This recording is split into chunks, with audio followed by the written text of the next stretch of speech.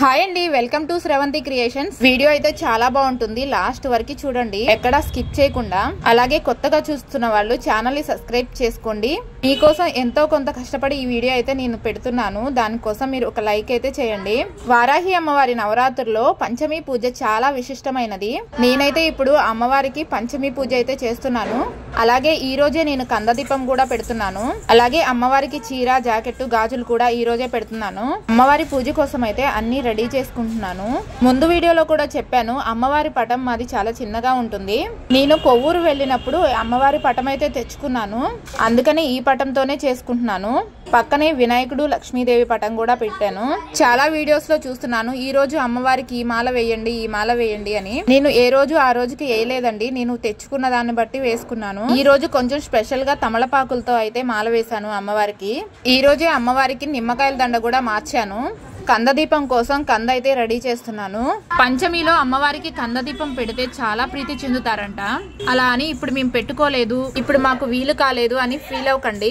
ఎందుకంటే ప్రతి నెల పంచమి వస్తుంది, ఆ రోజు ఇలానే మీరు అమ్మవారికి కందదీపం అయితే పెట్టుకోవచ్చు.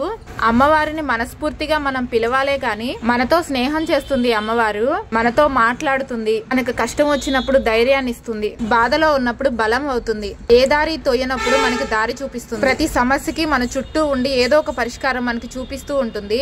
కానీ ఒకటే, ఏదైనా సరే మనం ధర్మబద్ధంగా కోరుకోవాలి. అలాగని అమ్మ నీకు నేను ఈ పూజ చేస్తున్నాను, నువ్వు నాకు పలానా కోరిక తీర్చాలి అని ఎప్పుడు అమ్మవారిని కోరుకోవద్దు.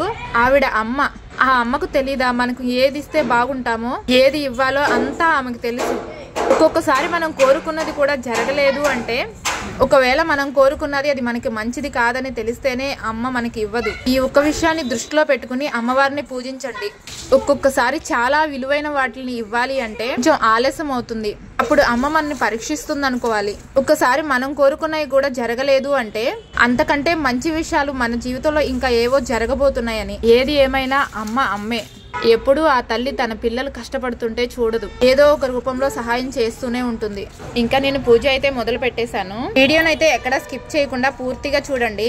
అలాగే వీడియోని లైక్ చేయండి, సబ్స్క్రైబ్ చేసుకోండి. ఓం శ్రీ మాత్రే నమః.